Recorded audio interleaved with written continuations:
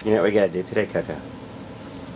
That's right, we're gonna install the Thermomate ESMS605. They sent it to us to try because they know you and your expertise. So, it's kind of a big project, but we're gonna do it. You ready?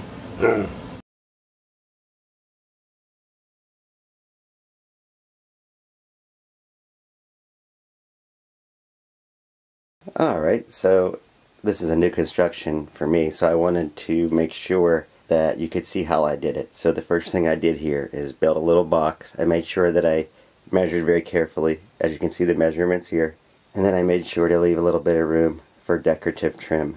So you want to run the wire down this hole right here, and this is your panel here. Alright, they also gave us a clamp.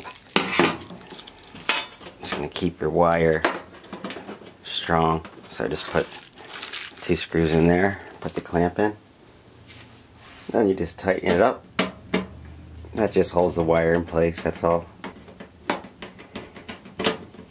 Okay, when you wire this part here, follow the manual, but it's basically your green ground wire goes to this striped wire here, which is green and yellow. And then the red just goes to red, and there's a terminal down there where we connect it all. And then the black goes to the blue, actually.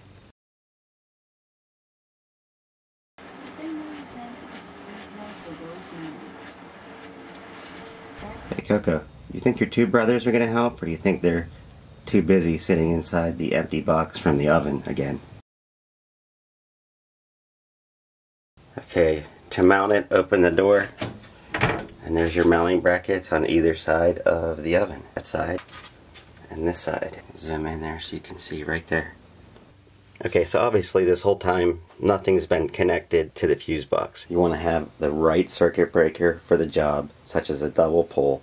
Make sure it has the correct ratings.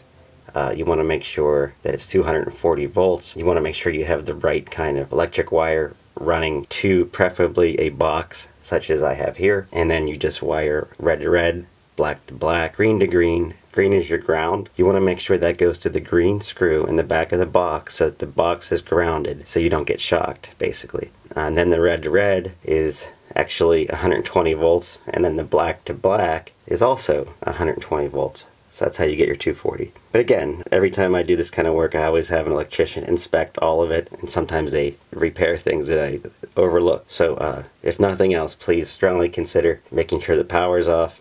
You know, you can go about researching it, and if you're comfortable wiring, you could do that, but at minimum, make sure the power's off and have an electrician and an installer inspect your work, because things can go wrong, such as electrocution and the stove catching on fire, so please be careful.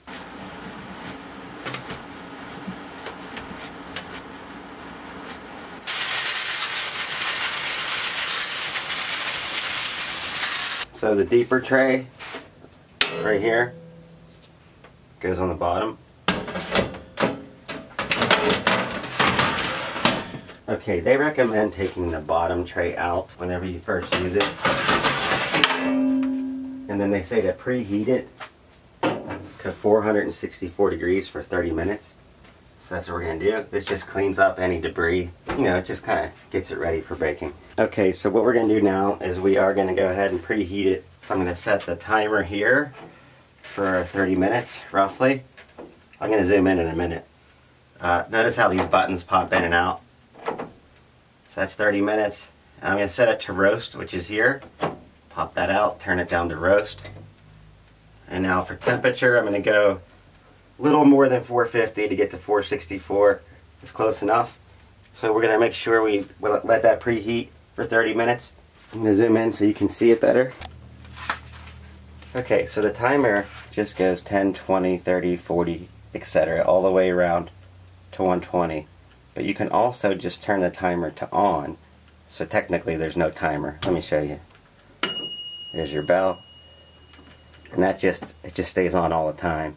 Whereas the timer is nice because you can obviously time it to make sure you do it right. Okay, so here you have light, roast, down there it's hard to see, but bake, broil, grill. Let me show you the functions. The light is just a light. Roast is great because it actually does the top and bottom heating elements. The very bottom, hard to see, is bake. That's only the bottom. Broil. This mode is used to brown food. It makes the top element real hot. And grill is also the top, but it's more made for hamburgers, you know, steaks, like high heat type of things. And the temperature, it just starts at 150, 200, 250, so it jumps in 50-degree increments and goes all the way up to max. Okay, we're just going to add the bottom baking tray. It's hot, so be careful. But when we're preheating like this, I want to make sure this gets heated up too. Do not touch anything hot, I'll tell you that. That is really hot. It's important that this oven has ventilation. It's really important because especially around the sides of it and everything, the top of it. So when you have your person, whoever builds your cabinets, you want to make sure you never block the vents. I'm actually in the process of installing a range hood right above it. So you just want good ventilation around the oven and also inside the building. Okay, so it just turned itself off, as you can see. So the heat is off, and now I guess the timer is in a cooling phase. Okay, so we're going to try to bake some cookies now. Right, Cocoa? So here we have, that's just some sugar cookies, right? Mm-hmm. Got my wife here to help make sure I don't do this wrong. Okay. Okay, I'm going down to bake.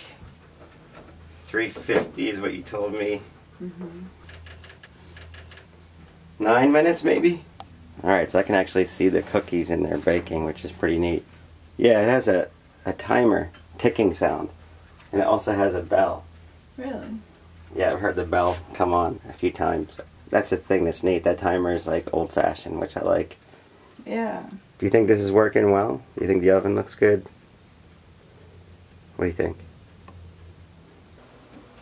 Okay, so the cookies look like they're pretty fluffy and the timer is about ready to go off. Pretty exciting, I think. Fluffy cookies, Coco. Coco's sleeping. She's not excited, but I'm excited. Are you excited? Mm-hmm. There we go. We're done. Okay, here we go. Just slide that out a little bit. Let everyone see we got sugar cookies. Oh, those look Cooked. good. Okay, there it is. Sugar cookies are all done. Now we just get to eat them. That's the best part. Mm-hmm. Alright. And I just want to show you, there's a fan. If you listen carefully. Just listen.